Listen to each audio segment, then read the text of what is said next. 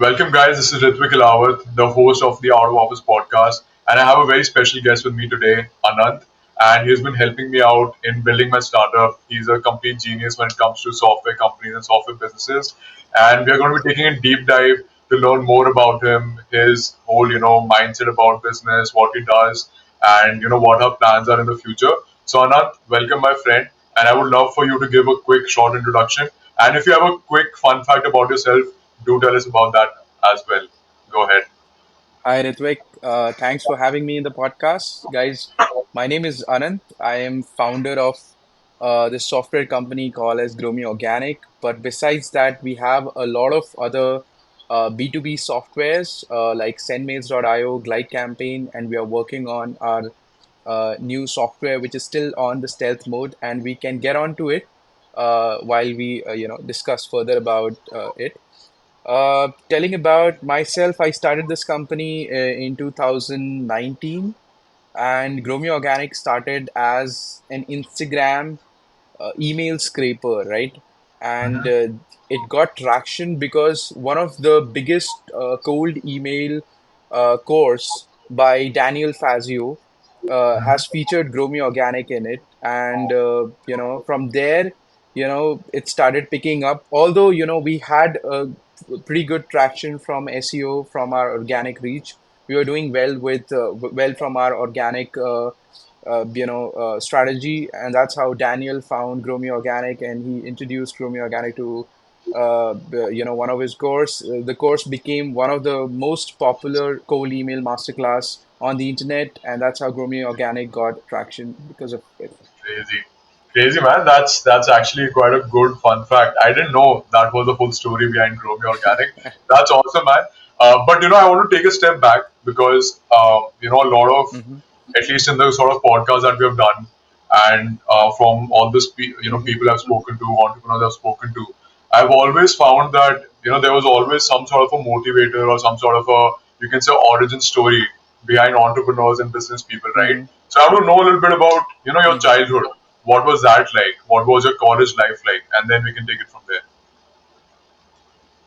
Sure. So I think for me, the interest in software started when I was in college because prior to that, I had no experience in softwares at all. And I did my engineering in computer science, and that's where I got fascinated about softwares. And for the first time, I learned Python on my third year, and Python as a language. And this is where I got intrigued about building my own side projects. So Gromi Organic, actually, I built again, prior to building even the Instagram email scraper, I built something called as Instagram Automator. That time what I was doing is, and that time Instagram had no rules and regulation in terms of how you automate things because that time it was pretty new. I think I'm talking about like 2018, 2019. So that time, what I did is I was doing an experiment with a new photography Instagram page. What I wanted to do is I wanted to grow that Instagram page on automation without putting any effort from my end, right? So what I did is I wrote a script on cloud, and I set this Instagram page on automation. And I grew that Instagram page from 0 to 10,000 followers in less than 3 to 4 months, Okay. just with the automation. And what that automation was doing is basically now, if you call it, it's completely like spamming. But Yeah. that time, what it was doing is it was finding people, in the same niche through hashtags. So it was finding people by hashtags. It was checking out their posts. It was engaging with them, and it was asking them to check out my profile, my Instagram. It was not my Instagram for sure. I mean, it Yeah. was photography Instagram page. So that's how I grew, and I built a cult of photographers who were Okay. looking to grow their Instagram pages. And one day, there was a guy who asked me that, hey Anand, how were you able to grow your Instagram page so quickly? Like I've seen your journey within 3 months. You grew it from like absolutely 0 to 10,000, right? That time I actually revealed everybody that I'm actually using an automation, right? Yeah. And I said, if you want, I can give you this product to you. So, a lot of people were actually interested in buying that product. They said, can you give me this software which, can do the whole automation stuff? Because, even they were invited through the same strategy, right? So they knew what Yeah. exactly happened, and they wanted Yeah. to use the same thing for themselves. So Yeah. also one learning, right? That when I, started this, I had no agenda of selling softwares. It was a side project, so it is very important for people, who are young in colleges. They should work on as many side projects as possible, Mhm. because you don't know which one of your side project can be your business. Right Yeah. now, that side project became my full-fledged business. But anyways, Correct. coming back to the story, what I did is I wrote a desktop software for it because script, obviously nobody, a non-programmer cannot use that script. So I converted it into a desktop application, and then I sold it at a lifetime deal. So that time, lifetime concept was not at all popular, right? Nobody knew what a Okay. lifetime deal is. But that time I sold the software, and since I was selling to the Indian folks, the targeting was only for the Indian folks. I was Yeah. selling it for like 500 rupees. So on Yeah. my Instagram, I put a story. Hey guys, you know what? My Instagram automation software is live on story, and you can Hmm. buy it for just 500 rupees, right? And that day Yeah. I got like, I think 10 to 15 sales. I made 4,000 rupees in a day, and that was my, I would say, first income. Yeah. And that's how the journey started. I started working on it. I started, refactoring the code, and started work making the product better and better. So Hmm. yeah, I mean, I was able to target and tap into a community, you know, who, which was not explored, because I was selling softwares to photographers, right? Yeah. Nobody thought that, photographers are going to buy softwares, Yeah. but because I was able to build a cult and nobody was tapping into that community, I was able to sell that software. And, Yeah. now because of the software, I got in touch with really good and smart people. So there's a guy who was Yeah. working in Bangalore, and he was in a SaaS company. Now that the SaaS company is, I think, $1 billion company. I don't remember the name, but Indeed. he was one Yeah. of the early employees of that company. So Okay. this guy, became my mentor. He was my very first mentor, and he, taught me the basics of UI, UX, product design, and all that stuff. And he, asked me, Anant, I saw you built Instagram automation. Is it possible for you to build something that can actually scrape emails from Instagram? Because if you can do Yeah. that, we can take out all these emails and we can build a custom audience on Facebook, right? And if you can build a custom audience on Facebook, you can run ads for real cheap. Like I can Yeah. target Gary Vee's follower, but at a really, affordable price, because, I'm running ads on a custom audience. Correct. That time I had no clue of, how, we could do cold emails. But Yeah. my sole agenda to, build this was to do custom audience. And then when I Mhm. built the software, he my mentor, again, he's still my friend, but Yeah. that time he backed out. He said, I'm no longer interested in the product. But anyways, Okay. because he was not interested, Mhm. I thought of selling this software on my own to as many people as I can. I started DMing people on Instagram. Hey, look, I have an Instagram email scraper.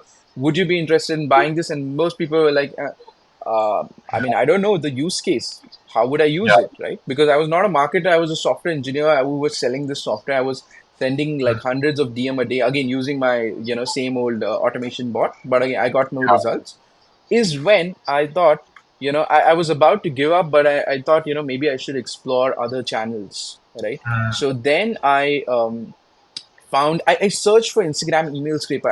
I just wanted to see, is there any product like this on the internet?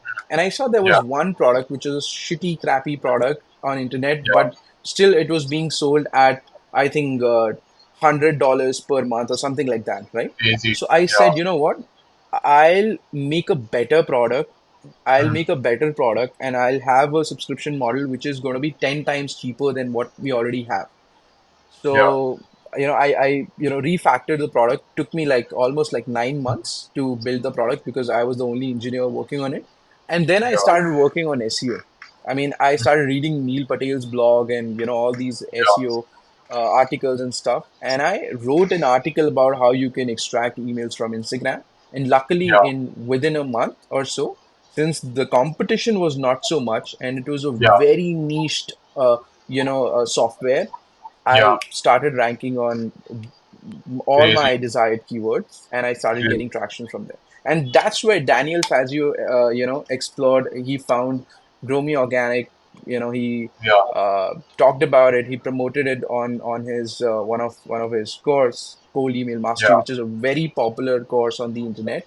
Yeah. And yeah, that's where we got our Crazy, man. uh, That's a fascinating story. first first. The origin and the evolution, rather, of how softwares are. Like before I get into Mhm. like those other questions. So, were you also interested in photography, which is why you were managing this page, or was it like just a passion account that you had? No, no, no. I was not at all interested in photography. It Okay, was just a passion project. that's great, man. That's great. And during this time, like you mentioned that you were doing all of this alone.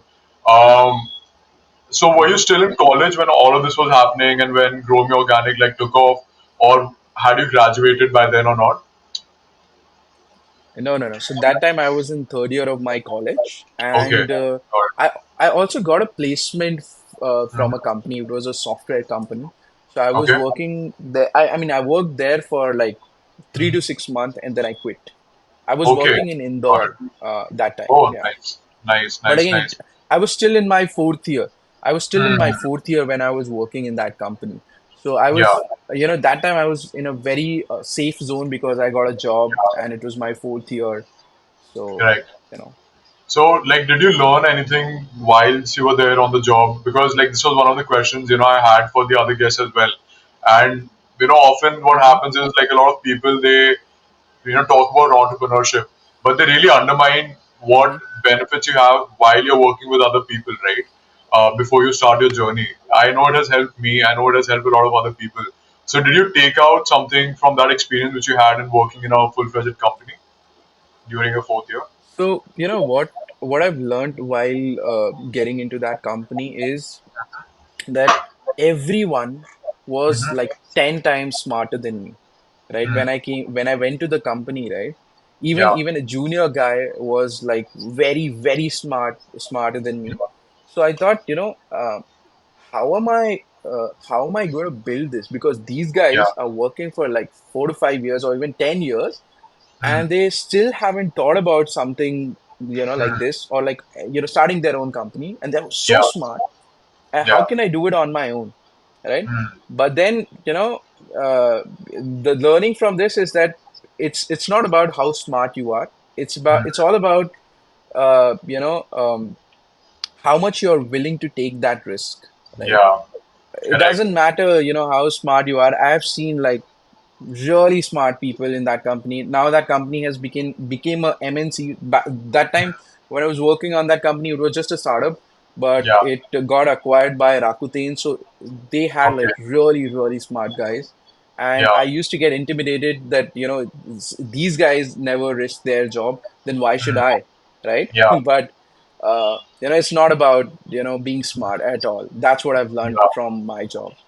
Definitely. Because, the reason why I asked you this question, because um, I think that is a pretty shared experience with a lot of us, like people who get into entrepreneurship. We probably take up a job, or we are say living in a hostel, or we are going to college, and often even in my personal experience, you would see that, man, there's such smart guys out there, such hardworking guys out there, right? But what you realize then is, in the end, what matters is like, were you willing to take the risk, right? Were you willing to, stand out from, what the typical person is doing? And I think that is what makes the difference, right? And often what I've seen is like a lot of this motivation, a lot of this drive actually comes in by being in an environment like this, right? Where you might feel to a certain extent that, like, will I be ever as smart as them, or will I be able to work as hard as them, right? That's something that I have personally felt. Yeah, man. So also coming back to your story, right? You said that you had this mentor of sorts, and you're still good friends with him. What did Mm-hmm. that experience teach you, right? Have you had similar experiences to that now that you have obviously progressed more in business? It's been what, like 7 to 8 years since you've been an entrepreneur, Mm-hmm. and how do you deal and come get over that kind of a feeling where you feel that okay, I was like a co-founder or a partner with somebody, and now somebody's sort of backing out. So how do you deal with that? Mm-hmm. No, so the mentor was never a co-founder with me, but Okay. I'll tell you something. So what I've learned from my mentor, and it's still valid, Yeah. but again, it's completely related to SaaS. Yeah. So by the time when I was building my software, right, I was Hmm. like, since I've built a scraper that can scrape emails from Instagram, I thought, you know what? I just build more scrape. I just add more features. Like I want to scrape from internet. I want to scrape from Yeah. these many places. And then Hmm. he told me one simple thing that do not try to get into multiple things when you're building this, when you're building your Hmm. first SaaS. He Yeah. said, when you're building something like this, so something like a niche product, just focus on one thing and be very good at it. Focus on Yeah. UI, focus on UX, focus on designs, right? Yeah. And you will be called as the leader of that space. Like today, you guys know instantly, right? Who just focused Yeah. on building their cold email software, and now they Yeah. are the leaders. And Yeah. Grow Me Organic that time before, by the way, like I said, Grow Me Organic that time used to be an Instagram email scraper, and later we had Yeah. to take a pivot. We can, come to that later. But Yeah. that time, Grow Me Organic used to be the pioneer of Instagram email scraping, right? There was no competition in the market who was better than Grow Me Organic. Like you could Yeah. literally search on internet on Google Instagram email scraper. Rumi Organic used to rank number one. And then even if you had like 10 more different results, Rumi Organic was still the best because I spent almost like 9 months of my time just Hmm. to build a product which is, just best at what it does, right? Yeah. So Yeah. again, that learning just came from my mentor. His name is Bhavya. He Okay. used to be now he right now he consult a lot of SaaS businesses, but Hmm. that time he was working in a company called as Vivo, Okay. VWO. It's a huge SaaS company, and prior to that, he also been an early employee of Lead Squared, which I said Okay. right is a billion Yeah. dollar company. It's a unicorn, Correct. right? So he have been Correct. one of the early employees of that company as well, Nice. right? Nice. That's So great, man. yeah, I That's mean, great. and then along this journey, I had so many mentors. Hmm. I was lucky to find those kind of mentors because just post Bhavya, I had this one mentor who sold his company for like multi-million dollars, and he was a CEO of some tech company in San Francisco. His name is Okay. Kaveh Golabi, and he Okay. had this company called as Cramster, and he sold this company to this very popular company. Again, it's a billion dollar company, Craig, for Yeah. multi-million dollars, right? Okay. And he Yeah. found me while he was searching for an Instagram email scraper, and he said, you know Okay. what? I can be a CEO of your company, help you grow. And we had a chat, we had a conversation with, I had a conversation with Kaveh for like almost like 3 4 months, and he taught me Yeah. a lot of things about the American mindset, how you should position your product, and Yeah. I think because of those mentoring, because of those learnings, I was able to like skip almost like 3 to 4 years of trial and error that I would have been doing on my own. Correct, correct. No, so like one interesting point that you brought about, right, is that you really double down on what you were building at the moment, right? So you're building this tool which is like an Hmm. email scraper from Instagram, and you said that you almost took 8 to 9 months to perfect that, right? Now this is something which a lot of people, not only like service based businesses, but even in software companies, I think if you're starting out, like we are building Syncupp right now, and one of the biggest things for us is actually working on feedback and perfecting the whole software, right? So that you come closer to that product market fit. So what was your process like in making that tool as good as it was? right? Were you collecting feedback from your current set of customers? Were you, running surveys? Were you just going with what your mentors were suggesting? So, what was that process of that 8 to 9 months was like for you? Yeah. So prior to the launch, like in the span of those 9 months, I did as much research as possible to make Mhm. it, the best product as possible. But Okay.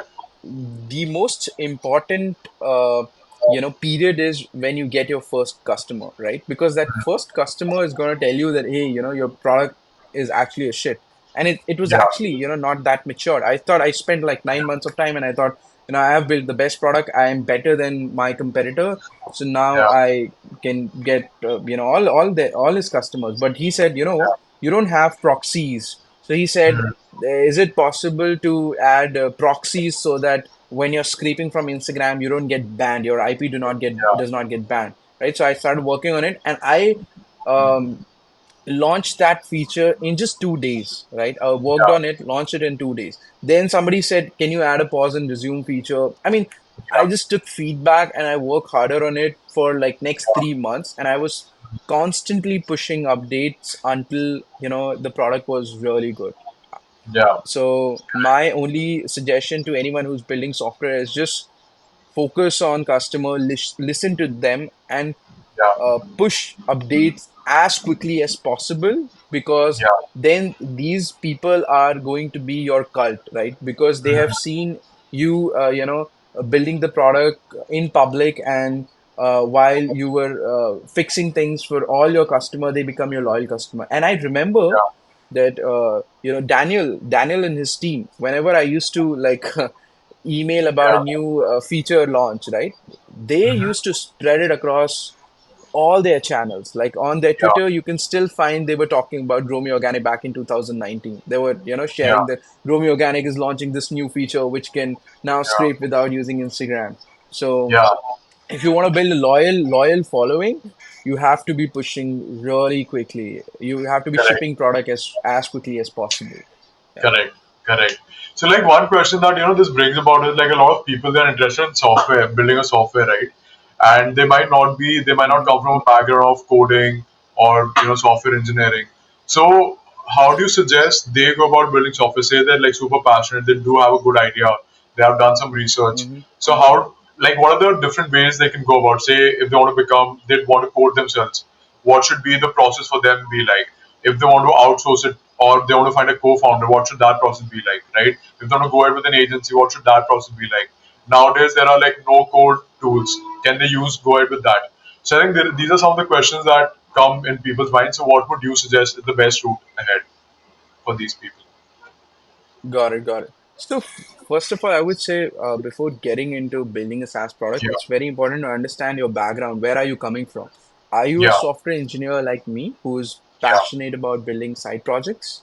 hmm, Or are you a agency owner who is working with yeah, clients, hmm, understand their problem because you are working with them one on one, knows about everything, like all sort of yeah, problems, have already used those tools, right? So you have yeah, to, categorize yourself in any of these things, right? correct, So if you belong to the category number one, right, where you have never worked with any uh, client, right? You don't have an yeah, agency and you're a developer, or you're someone who just likes SaaS, have heard about SaaS as a business and want to get into it, yeah, then you have to first find out the problem that you want to solve. But the thing is, for you, since you've never worked on it, you would hmm, never know that what kind of problem you want to solve, right? yeah, So for someone like me, right, who got accidentally into it, right, you yeah, have to either focus on building a niche product if you just want to yeah, get into it and want to be successful.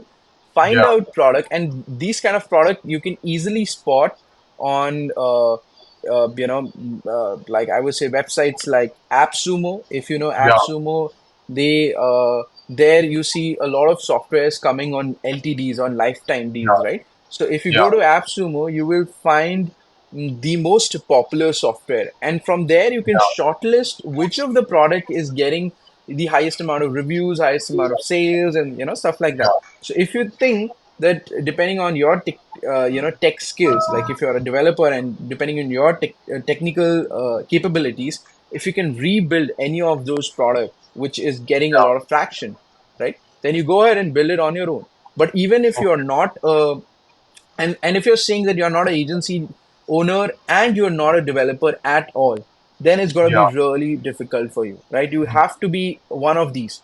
Either you start working with clients, then Yeah. you know the problem, or you be a developer who know how to code.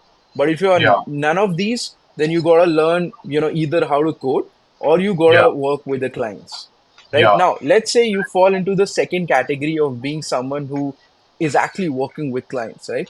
Yeah. So in that case, what you want to do, what you have as an option is number one, you can hire an in-house team. If you have a good cash flow, right, then Yeah. you can bring a CTO with yourself and Yeah. hire an in-house team to build the product. But you have to be aware that you will be burning a lot of money while you're building the product because tech is very expensive, right? Correct. So having an in-house team can be really, really expensive. Correct. Another alternative to that, if you don't have a good cash flow, is to um, go with agency, right? Yeah. So find a good solution partner because you know the problems so well, right? So Yeah. you already have solved like 50% of the 50% of the problem, right? That you know what you want to build, Yeah. right? Now you just gotta find an agency who can build it on your behalf.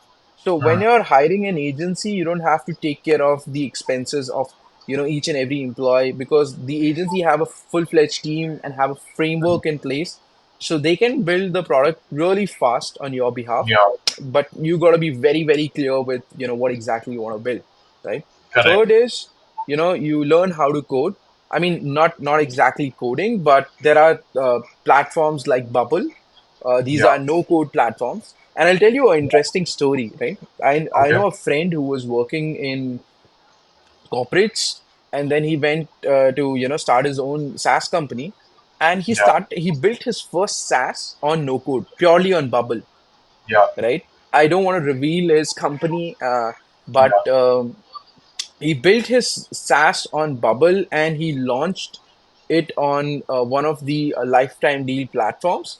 And within Yeah. a span of like 2 months, he was able to raise $20,000, right? Which Crazy. is good Yeah. money to Yeah. invest it back to the business or hire Mhm. good talent or hire Correct. somebody to do it for you, right? Now, Correct. now once you have raised like $20,000, while you were working on a corporate job, but you made $20,000 in 2 months, you have good money to now work with smart people to hire an agency, right? Or maybe Yeah. hire a no code agency for you. Yeah. So that is a really fascinating, story about that guy. Correct. And he's still working on it. He's still building the product. He, haven't got into the MRR yet, but Got it. selling LTDs is a good way to raise money. Yeah, Crazy, man. so this is Yeah. the third method that you learned about no code. And the fourth method is that you can find ready-made software scripts, right? So Okay. there are websites like Code Canyon. In Matho again is the same thing, but there are Yeah. some ready-made websites from where you can buy these PHP scripts, and then you Yeah. can hire someone like hire a developer from Fiverr and ask him to host the code in a server, right? So you just Yeah. gotta find the right script that you want to host and like right Yeah. software that you want to host, and then you want to find a developer from Fiverr to host it for you, or you can Yeah. follow their documentation to host it on your own. Correct. So these are four different methods depending Mhm. on how much technical you are and what kind of expertise you have. You can Correct. go with any of these. Preferably, if you are an agency owner, what I would suggest is you work with the agency because you can build a solid tech product while worrying about the technology, yeah, on your Mhm. own end. But if you don't have a Correct. good cash flow, then you have to learn, like, and you want to build a custom software and you want to target a niche audience, right? Then you have to Correct. learn those no code tools like bubble.io. Like I just Yeah. gave you a case study of one of my friend who launched on Obviously. LTD and raised good money, and then go hire a agency. Then you have money. Like if you've raised 20, 30,000 dollars, then you have Hmm. the money to go ahead and Yeah. hire someone who can build it for you. Correct. Correct. No, man, I think makes sense. I think that code canyon thing is a big growth hack for people who are, wanting to start out, right? I also have this question, right? And I think a lot of people have this question, especially if they're into tech. They would, go on the internet and see videos probably from Y Combinator, and big partners at Y Combinator. They always tend to say that you can't really build a successful product with an outsourced team. So I want to hear what are your views about it. And second of all, what should that transition look like now that you are 6 to 7 years into the game? Now, how are you operating your business? And why I'm asking this question is because as entrepreneurs, we always should know that okay, this is the aim, right? That we need to go towards. Or this is how we need to build. There's a sort of like a roadmap to this thing. So, what is the comment on the Y Combinator partners, first of all? And second of all, what do you think about how should you transition as a company, right? From, say, starting out on your own from an old code platform to where you are now and where growing organic is now? Mhm. Yeah, so actually, that is true. You cannot build a successful technology company until you don't have them in-house, right? Okay. So, but again, you cannot afford a good in-house talent until you don't have good money to, burn Yeah. on technology. Because, trust me, technology and like engineers are very expensive, like really Yeah. very expensive. And I'm burning money myself on engineers, so I know, it's really very expensive. So what I Yeah. would suggest is when you're just getting started, do not hire an in-house team because you Yeah. can always raise money and Yeah. hire good talent in future, right? If Yeah. you don't have, I mean, it's pretty simple, right? You don't have the money, what would you do? Mm. You outsource it to someone who can do it for you, right? Yeah. So hiring a technology agency would be your go-to solution for this. But Yeah. again, you have to be someone who knows about the product in and out. Like you are someone who have worked on similar products like for years, right? And Yeah. how these other platform has been challenging, and you have to have your own idea. And then you don't Yeah. have to be revolutionary to launch a product. Let me tell you this, because I have one of my product known as sendmails.io, Yeah. which is an email marketing platform, and it's pretty basic, right? I Yeah. wouldn't say that sendmails.io is one of the best email marketing platform. It's not better than MailChimp, it's not better than ActiveCampaign, but Yeah. it does the job, right? The Yeah. target audience for sendmails.io is a small and medium sized businesses who want to send email, but Yeah. for them, using platforms like MailChimp and Active Campaigns are pretty expensive, right? Yeah. And they don't want to have these fancy drip automation and stuff like that, Yeah. right? All they want to do is just launch their campaign, right? Send bulk emails. That's all they want, right? Yeah. And for that, there's not much of simple and affordable products in the market, and that's why Yeah. we launched sendmails.io, which is pretty easy to use, very simple for any small business to use, and they don't have to spend a lot of money on something Yeah. like, again, it's not a software for someone who's a tech savvy and very much into email marketing. For Yeah. them, I would always suggest you go and use Active Campaign or Get Yeah. Response or something like that, right? Yeah. But we are not targeting them, right? We are Yeah. not targeting them. When we run paid ads, we only target small and medium business owners who just want to do Yeah. email marketing, Yeah. and we are pretty successful with it. And there's a Correct. huge TAM for just those people who want to send emails. So Correct. again, uh, coming to your question, I would say just start with whatever you can, right, and Yeah. just raise money, because Mm. one of my mentors said, right, if you have money, you can you can do anything, right? Correct. So you just got to make money first, and then you can hire best of the best talent, which is what I'm doing right now. Right Yeah. now, post that, once I raised a good amount of money, I can afford to burn it. Right, I'm still, there's a stealth startup that I'm working on right now.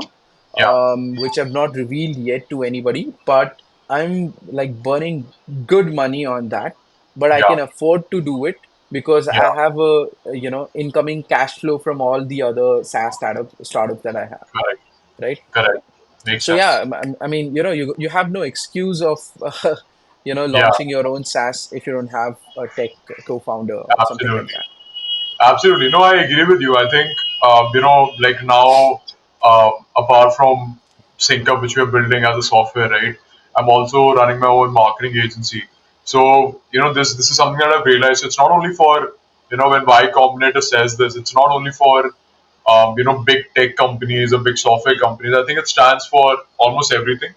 Start with what you have. You might have to Hmm. outsource it. You might need to have, people who are not full time with you probably, right? But slowly and steadily, what you would Absolutely. realize, and this is actually a very natural progression. It's not set in stone. It's something that you realize, Yeah. very naturally over the period of time, right? In business, that you need good people to stick with you for a long time, right? And you need like an in-house team. So I think that can be a natural progression. But I'm also Very true. of the opinion that don't don't burn money for no rhyme or reason, especially if you're taking it from your parents or your friends or you're taking a loan. Don't burn that money. Protect Hmm. that money. At least in the time you have enough cash flow coming in to sort of reinvest it into your business back. And if you don't have the cash flow, don't get into software, right? Because I think one of the other things which Hmm. I have seen is like True. people who, like for example, now your story, Anand, is pretty similar to mine, right? I made this aim that before I leave college, I want to get my cash flow going.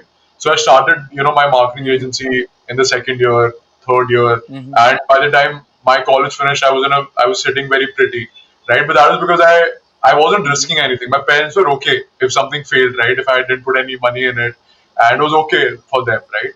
But people who are in a more, if they're responsible for say other people or they've graduated, they don't have any cash flow per se, nobody to support them. I think it's always a good choice to start out Hmm. slow. Build your cash flow, build that money, reinvest it into something like this. Then, right? So yeah, that is there. And True. True. talking Hmm. about, Hmm. like so now you're working on these multiple businesses, Anand, right? Like there are 3 to 4 startups that you're working on. I want to understand, how is it that you manage your whole team, right? What is it that you do to, first of all, stay motivated? Number two, keep your team motivated. Number three, are always aligned as a team to hit your goals. So how does that happen, right? Because I'm assuming because with software, since it's like a monthly recurring thing, plus there are so many customers. It's not a very high ticket item. I'm sure there are like over hundreds of customers, right, who have queries every day. So how do you manage your whole day, Hmm. right? How do you align yourself? Got it.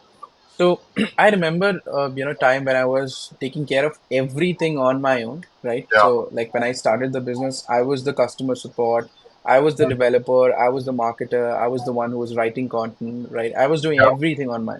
So good for me. Since I didn't have money, I was able to learn all of it on my Yeah. own.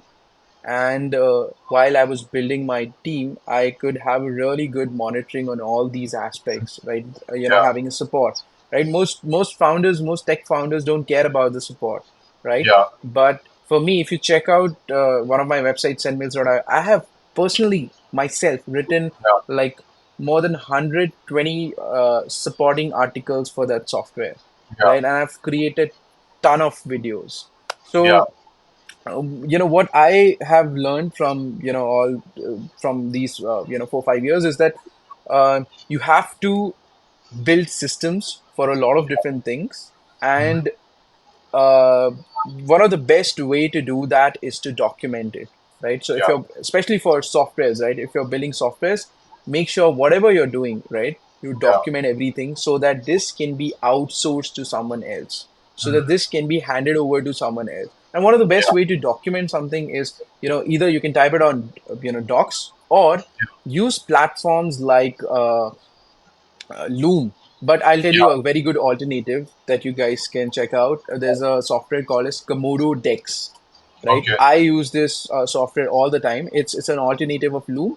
But what I like Okay. about Komodo Dex is that whatever you speak, like while recording the video of yourself, right? Yeah. It's gonna make a transcript of it, Mhm. and then it also allows you to make the edits on the go. Like you don't have to hire a video editor to make the changes, right? Crazy. So Yeah. because of that software, I was like making 20 videos a day about sendmails. Like I was recording the tutorials, Yeah. and I was editing those videos on my own because it's pretty easy to do it with Yeah. Komodo Decks. So Yeah. so I would say if you're building softwares, right, make sure you have covered all the aspects or like all sort of features of your softwares.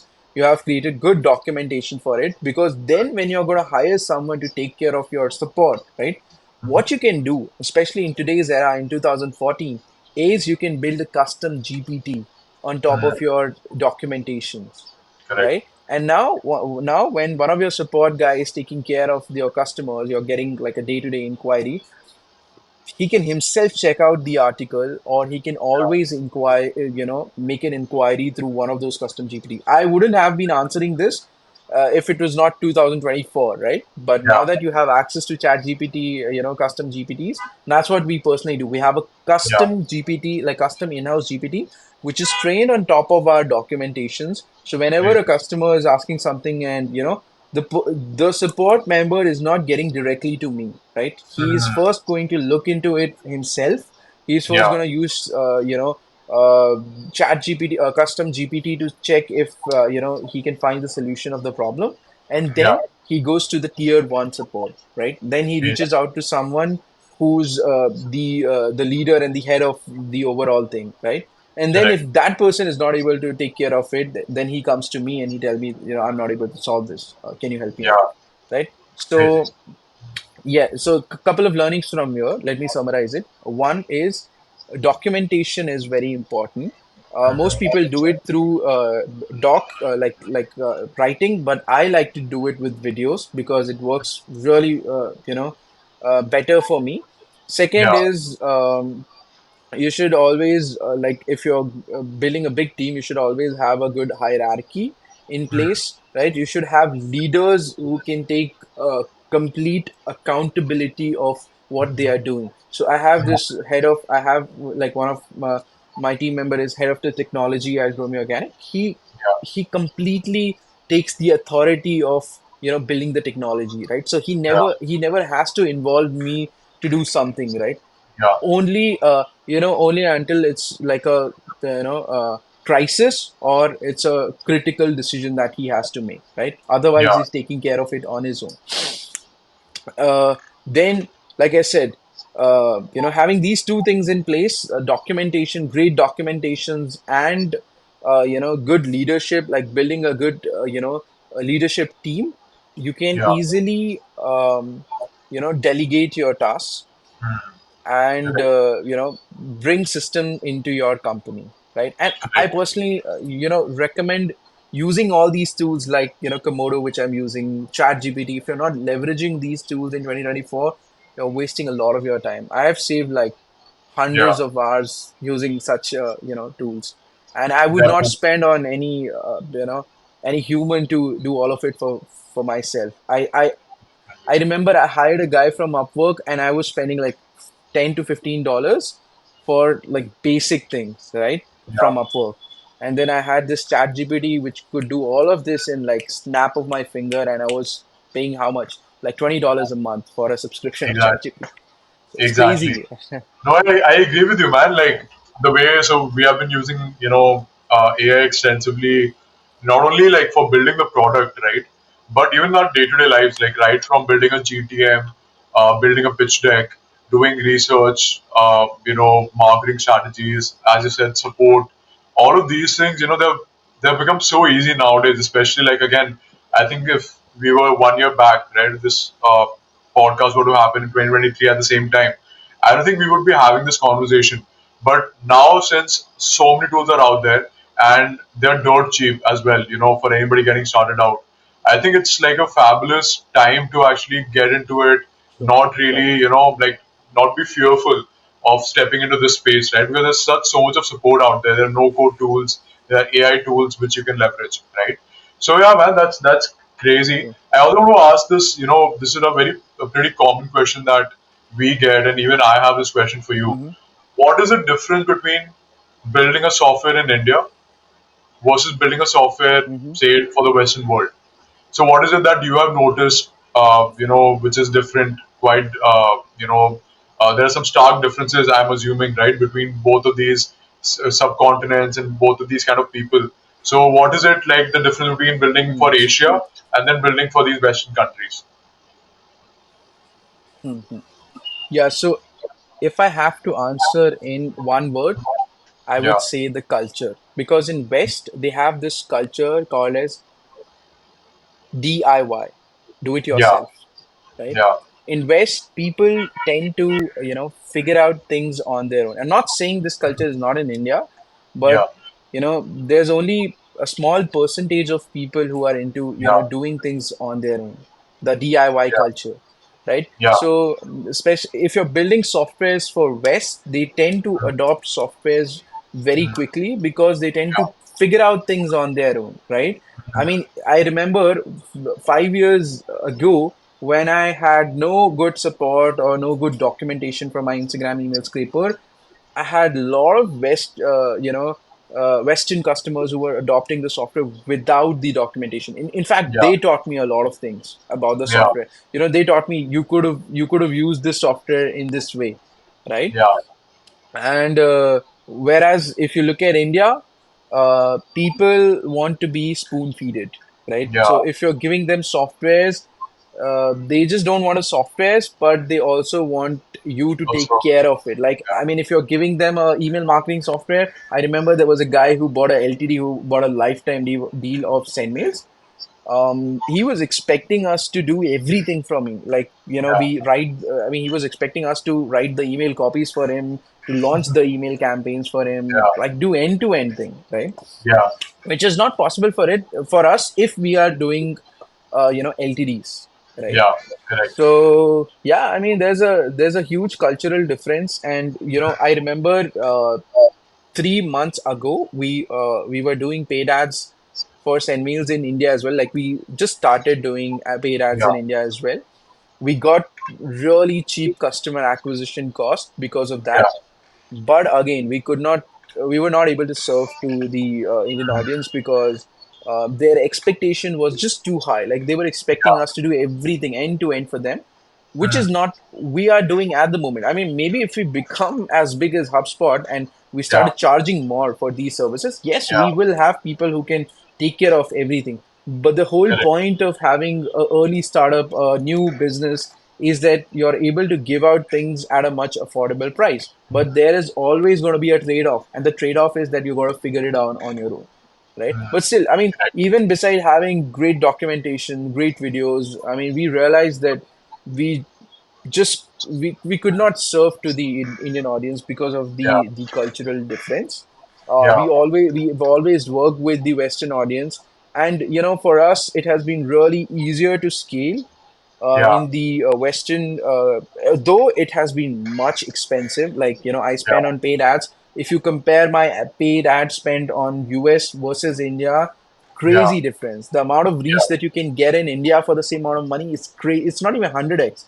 I think yeah. I would say it's like 1000x, right? Crazy man. US versus Yeah, in. Yeah. But yeah, I would say, I mean, if you're getting such people yeah, in your platform at the very beginning, it will be very difficult for you to survive, right? I'm not saying, do not go and serve these people because, your end goal is to, increase your TAM and, correct. cater to as many people as possible, right? Yeah, But if you're entertaining people who are expecting you to do beyond the scope of your work, because again, we have written what we are giving you, and if yeah, they are expecting you to go do beyond your scope of work, and they are, bashing you, they are harassing your team, and they are putting yeah, negative reviews about you because you're not, doing end to end things for them, yeah, then it's better to stick to those people, like, your first set of 100 customer, 1000 customer, whatever, who is actually who's able to respect you. I remember we were running paid ads on US, and there was a yeah, guy from US said, I feel like, this is not a sustainable business model because you guys are charging so damn cheap. How can yeah, this email marketing platform be so cheap? And yeah, and then I had this Indian customer who was saying, you guys are very expensive. I think I think you gotta give me at least 50% discount, right? Yeah, So again, I mean, there is a PPP, purchasing power yeah, parity difference among the yeah, countries, but I wouldn't say like there are people like you who have this DIY culture, in themselves, yeah. and the audience who are watching, I'm sure, I mean, people who are following you are also one of Yeah, those guys who like to, do things on their own. So again, correct. these are like 2% of audience, and we, since we are surrounded with these kind of people, we tend to think that in Yeah, India most of the audience, most of the people are like that only. No, but no, correct, I mean, after running paid ads, we realize that most of the people do not want to do, they don't want to put the work on their own. They want to correct, be spoon feeded, and they want to negotiate the mm, pricing to the extreme. So correct. again, I mean, you cannot, I mean, this is actually like culturally built in India, so Yeah, you can never change this. But if you want correct, to cater to this audience, you have to have a good cash flow in your hand. Like, you are correct, not Geo right now, right? You have to correct. be as big as Geo to cater to India. And see, I mean, Geo being such a big company, people are still frustrated with them, right? They're Mm, still not able to make them happy. But yeah, one thing which I realize is, Geo is one of the cheapest internet service provider in the world, word. right? I know. I Yeah, mean, I went to a trip, and I was asking, like, I had a European friend, and I was asking him how much does it cost in your country for internet, right? He said, I pay close to around $80 a month, and I was like, damn, I'm paying like $80 maybe for a year, right? yeah, And I get unlimited internet, and there are people who are still not happy with it. correct. I So know. We again, had this very funny thing that happened with us, Anand. We were, so, uh-huh, we did like this, initial launch, like a pre-launch sort of a thing, where we were trying to test out uh-huh, how the funnel is going to play out. And we had, obviously, we were mm-hmm, saying that, guys, it's going to be like a 14-day free trial. And some guy signed up on the platform, uh-huh, and Razorpay did that mandatory cut of 5 uh-huh, rupees, which is going to get refunded to them anyhow. So there was this one guy who came to me and said, "Ki, bro, you said it uh-huh. was free and my 5 rupees are cut. How is it a free tool? How is it a free software?" I think, bro, it's going to get refunded back to you, right? That's only $5. I'll GPay you the $5 back. Don't worry, right? So that's, yeah, man. It's a very different market, but what I think about it is like, I yeah, remember hmm, I yeah, go ahead, remember man. there was a guy who was I remember there was a guy who was abusing a software company because they were charging for their softwares. I was like, how is that possible? No matter, Like, no. It's like he said, the thing is, bro. Like, what I've realized is that, again, like you said, right? You can't make everybody happy. But one thing that I personally feel is that with a lot of these companies, right, like from the West who are coming to India, a way to probably curb this hmm problem, again, I'll have to really test it out, really see, how to position this, because I've seen this with a lot of companies.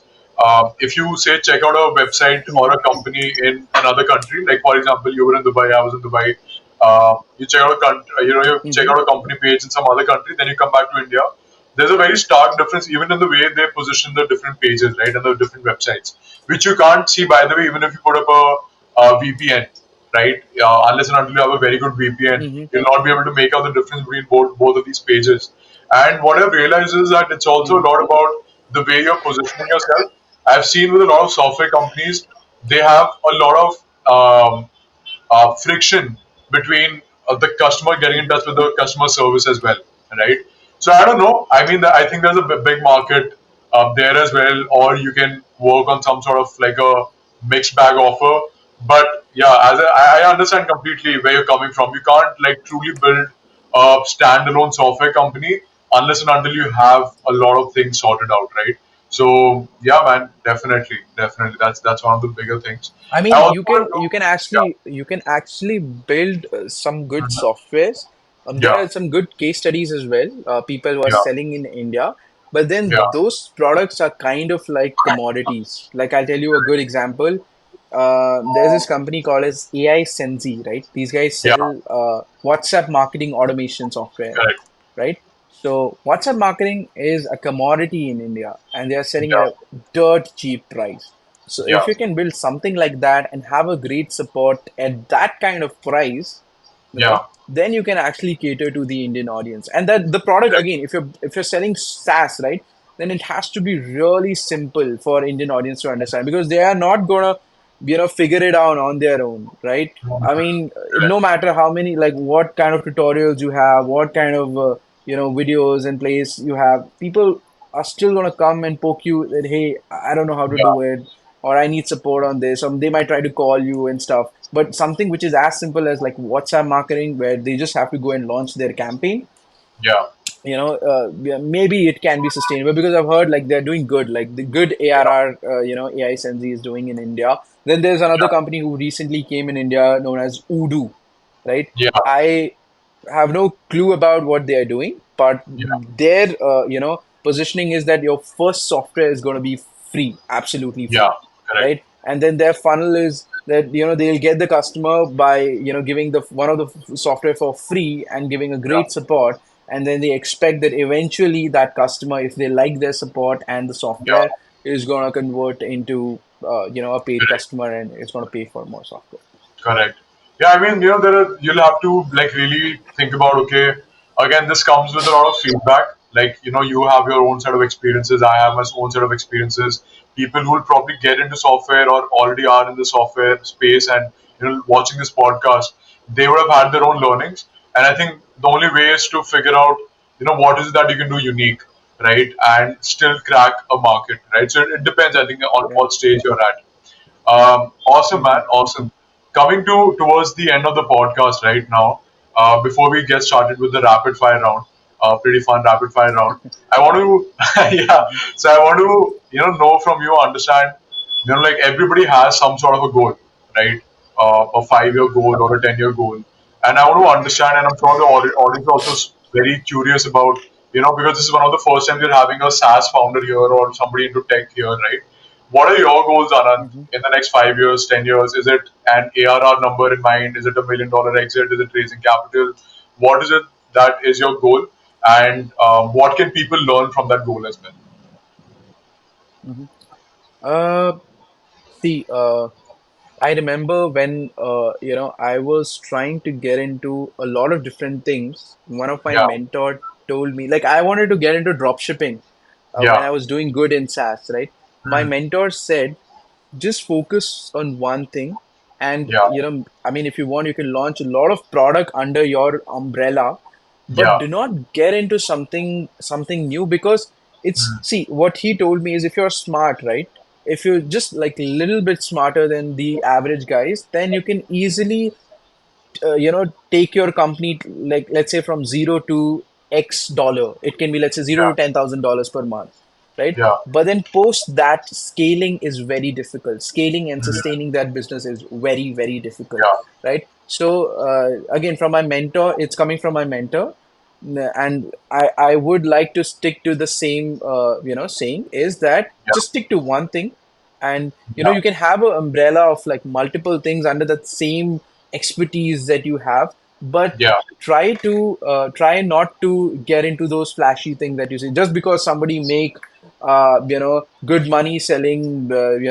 chocolates or t-shirts, right? You should not try to get into it. yeah, So coming to that, my 5-year goal is going to yeah, be, you know is to work hard on, yeah, again, my software company, Grow Me Organic. mm, And like I told you before, we are trying to get into a new venture, where mhm. we want to help businesses launch their own SaaS company by white labeling our technology, which is Nice. again not live yet, not ready Yeah, to use as of yeah, now. But this is something we're working on from last 1.5, like 2 years. So what amazing. I want to focus on for the next 5 years or to next 10 years is, we want to build a software that allows other agency owners or business owners who want to get into SaaS launch their own SaaS without hiring a tech team on their own. But again, Crazy. it's still far from launching, because Yeah, a lot of things has to go right to launch something like this. correct, correct. Yeah, And do you that's what I have would any, say. number of people in mind you want to impact with this new company that you're, working on? Uh, I mean, see, man, I can't, I can't predict what's going to happen tomorrow, Yeah, in the next month. So I don't have plans on, how much revenue we are going to do. But yeah, the only thing that we know is that we have chosen the right industry, right? mm, And we can easily survive in this industry for the next 5, 10 years, right? mm. So, uh, Great. all I would say is that you just gotta have faith in what you're doing, right? Yeah, And someday, like in not if not in 1 month, not in 6 months, maybe a year, 2 years, you will figure it out. You will learn it yeah, all, but you have to stick to it, right? Because yeah, today, if you look at me, if I have a company who's doing good MRR, and there's someone who's just starting with this software company, maybe that first software company that you're launching might not work, right? yeah, Might be a failure.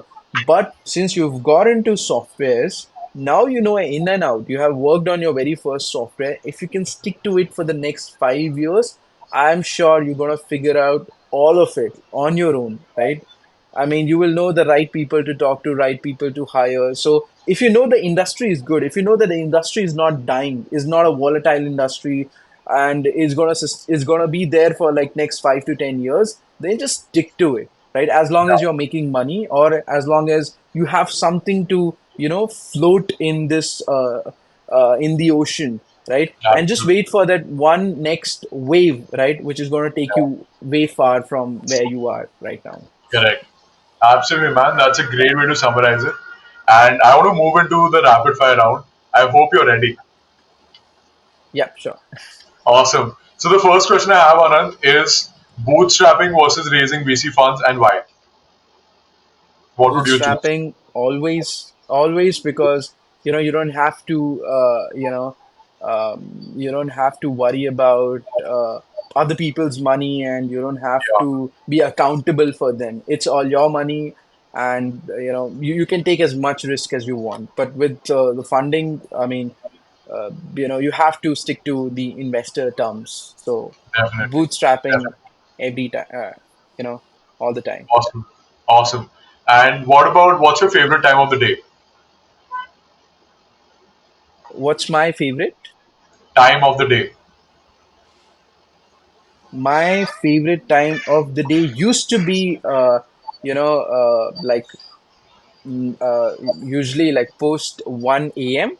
But Okay. now, since I'm trying to get back to discipline, I wake up at 8 a.m. I go to the gym in the morning. So like from past 1 month, I'm trying my best to get back into my shape and my day-to-day routine.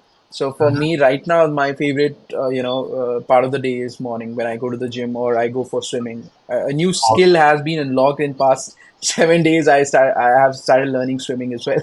Oh, that's great, man. The perfect according to the weather, right? It's super hot. I'm sure you're having a ball. True. Yes, Yeah. yes, absolutely. Awesome, man. Awesome. And my next question is: so, what inspires you or motivates you to do what you do on a daily basis? I would say, like, I already answered this, that I Yeah. have a faith in the industry. There was a time when I was like, I'm not going to pursue it and I'm going to take a job, right? But then there Yeah. are enough people that I've encountered in my life who give me this faith that, Anand, you know what? Where you are, what you're doing is like a huge industry. It's like $1 billion industry. Yeah. And then you just gotta stick to it. You just gotta float until you can, right? Yeah. So that is what motivates me. I know that someday I'm gonna be super successful in this. I mean, right Yeah. now we are just doing decent, but I would still say we are chindi company. Like we are very small company Yeah. in this space right now. And someday, I mean, if you're watching this podcast 5 years from now, maybe Yeah. we are doing really good. I'm damn sure about that, man. I'm damn sure. I know you, and I know you'll be able to pull it off, right? The next question is: what are the three things you can't live without? Three things I cannot live without. One is my you know uh, laptop. Everywhere I go, I have my laptop on the go. Mm, Second is again, I was about to say food, good food, but again, and since I'm trying to cut off all these things, I would not say that. Say it for Yeah. now. Yeah. I would say, I like this. I like this Apple Watch I recently got. Okay. I was very much like Mhm. against buying this Yeah. because it's a pretty expensive watch. But Yeah. you know what? This actually motivates me to do a lot of things. Like I remember when I went for the swimming for the first time, it said, unlocked your you unlocked a new skill, and I was very much Great. intrigued because of that, because I'm not focusing on my health. And Yeah. I never liked the concept of health and fitness watches from my Yeah. early days, but now that I'm getting into business and I was not focusing on my health, I've actually Yeah. started liking all these health gadgets, like Yeah. this one. So again, this one. And then the third thing I would say is okay, so I have something on my desk all the time. I want Okay. to show you that. So Sure. this is a gift from my girlfriend, Okay. and this is a crystal. You Okay. can see this. Okay. I don't Yeah. know much about crystals, Okay. but this I always keep it on my work desk. Mm-hmm. And according to her, this crystal, I don't know the name of this crystal, but according to Yeah. her, this attracts money. Okay. So it's her belief Yeah. that if you're gonna keep it on your desk or nearby to you, or you hold it Yeah. tighter, then you are gonna get positive vibes and it'll attract money. So I Absolutely. always keep it with myself. I never had faith in all these things, but Yeah. since my girlfriend is very much into all of these things, I started believing on all of it. That's great, man. That's great. Now I also know, like you bought your Apple Watch, right? But I also know you're interested in watches in general. So what is that one watch that you want to buy, right? Once probably, as you said, after 5 years, once Gromio or Organic has taken off like hell, Uh, which is one watch you want to buy, rather I collect. have a lot of them on my list, but one watch that I think I would want to buy in, let's say, next 5 years would be Patek Philippe. Hmm. Yeah, Okay. Any that's particular model in mind? that's I mean, the default, the most popular one, the default one, which has this the square shape, right? Yeah. And a round corners, like I Yeah. think I like it quite a lot, and Awesome. I would, I mean, that would be the very first watch I would like to buy. I have heard that there are certain models of Patek Philippe which have Yeah. been sold for $15 million, and I wonder Crazy. what kind of people are buying such expensive watches. So I would Yeah. really like to meet those Yeah. people and see what is their perspective about buying all these Yeah. things. But Absolutely, yeah, man. it's crazy, man. I mean, I've never thought like watches can be that Yeah. expensive. That I expensive. mean, I know. crazy. It's crazy, man. It's crazy. But No, I yeah, mean, like you also have. I mean, as I know, you also have interest in watches, right? You like yeah, to man, collect I watches. do. I do. What? I mean, it's like for me, right? I'm one of those people. Like I will collect like a. I like a Richard Mill, but then I won't really wear it, right? I'm more into like classic Mm-hmm. watches. A good, as I said, Patek Philippe or a good Rolex. I think Mm-hmm. those are like very simple designs. But I know there are more levels. The people who buy those $15 million watches, I'm sure they're also buying more brands which we don't know about as of now, right? So probably Yeah, get into that down the true. line. Yeah, yeah, Yeah, yeah, man, absolutely. yeah. And I also want to ask you, right? Like I've seen this trend with most entrepreneurs and business people.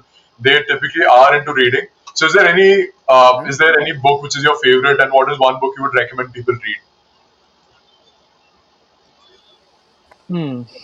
So, I mean, I would say I do not belong to the category. I am not very Okay. much into reading.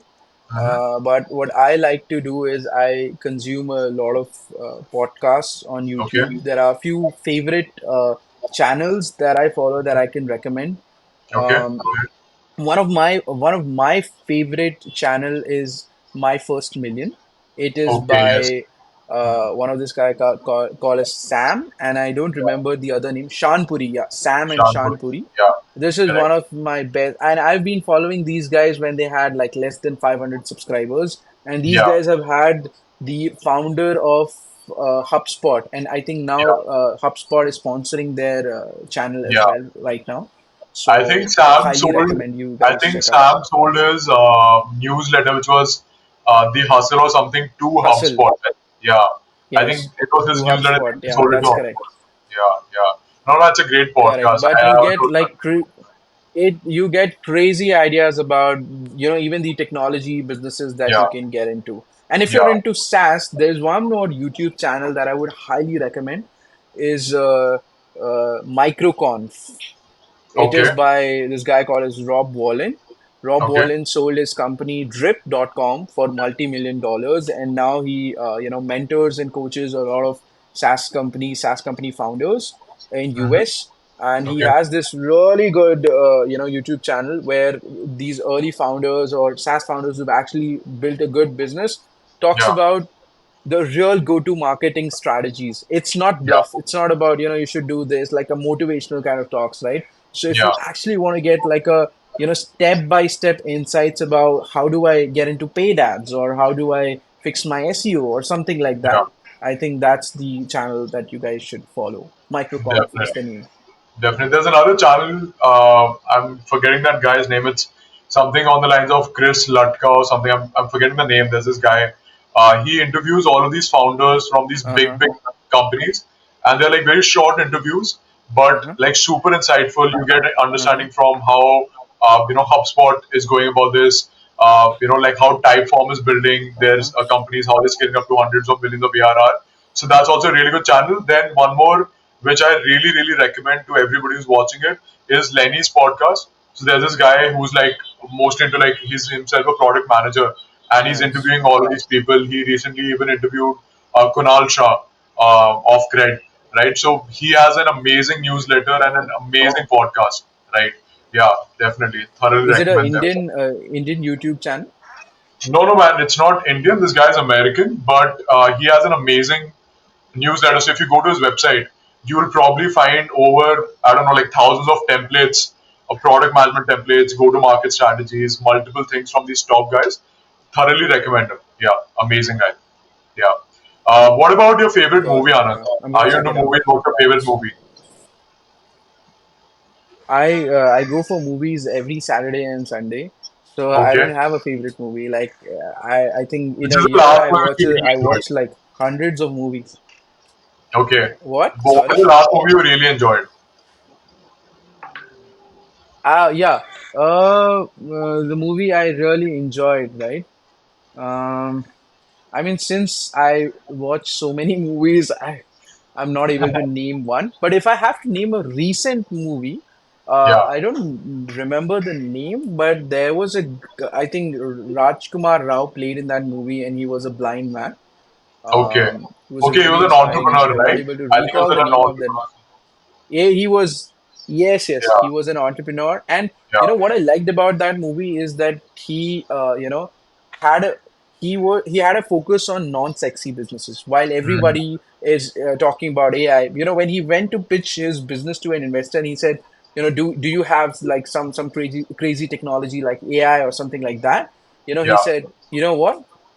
It's nobody yes, everybody is into that, everybody is looking into that, but then he told about his non-sexy business which has been overlooked by so many Mhm. people, right? So one Yeah. of my takeaway and the learning from that movie is you can make good money from non-sexy businesses. Yeah. I mean, do not get into so much of these flashy things. I'm not Yeah. able to recall the name of the movie. If I could, Yeah. I would let you know, or I would drop it in the comment of this Sure. video. I Sure, think it man. was Yeah. something like Srikanth or something. Yeah, something. It was about this entrepreneur. It's a real life story. That guy even came on, I think, Raj Shamani's podcast. So it's a good. I've heard good reviews about it, and I Ah, didn't get the time to watch it. But yeah, that guy also came on Raj Shamani's podcast. So yeah, definitely, man, that's great. My final question to you is: if you had any superpower, what superpower would you have? hmm If I have any power, I mean, if I could control time, because Okay. everybody has 24 hours in a day, and I think for me, like time is passing by so fast. If I Yeah. could just take a pause and do whatever I want to do, like I like to do, yeah, I mean, that's what I would want to do right now. And yeah, that's one of the reasons why most of the entrepreneurs have this fascination towards watches because yeah. I think they respect time so much. correct. But yeah, one of the most expensive thing again for me is time, right? I Yeah, mean, you cannot buy someone's time with money. I mean, yes, you can if you're hiring a consultant, but yeah, again, it depends, right? yeah. So if I had one superpower, I would like to control time as I want. I want to take a pause whenever I want. I want to go on a vacation or do whatever Yeah, I want to do. absolutely, man. That's a great superpower. I wish I would have the same superpower as well. I think time as entrepreneurs, right? Like, I don't know where the week goes by. Like, man, I just had I just went out for a movie or for a dinner Yeah, just true. Yeah. yesterday, right? And that time is already gone now again. Another Sunday has come up, right? So it's crazy the way time goes. But I think that's a good thing as well, right? Because I see so many people out there who are so lost, they don't know what to do with themselves. And I think that's one of the blessings in disguise that we have as entrepreneurs. And Anant, it's been a great podcast. I don't know where time went again. I wish we could, pause the time and have a chat for a little bit longer. But it's been a great podcast, man. Thank you so much for joining in. And I wish to do this Likewise, again Ritvik, very, very it was one of the best podcasts I've ever been to so far. So I Thank you so really much, man. enjoyed having this conversation, and I'm looking Absolutely. forward to have more conversation with you. Absolutely, man. Absolutely. And for all those who are watching, I'll be putting all the links of Anant, his startups, his social media links below. You can go ahead, say hi to him. If you have any questions, do reach out to him. He's one of the most helpful people I've ever met in this space. And he says you can't put a value on his time, and that's very, very true, right? So you can guys can go ahead, reach out to him, and thank you so much for watching.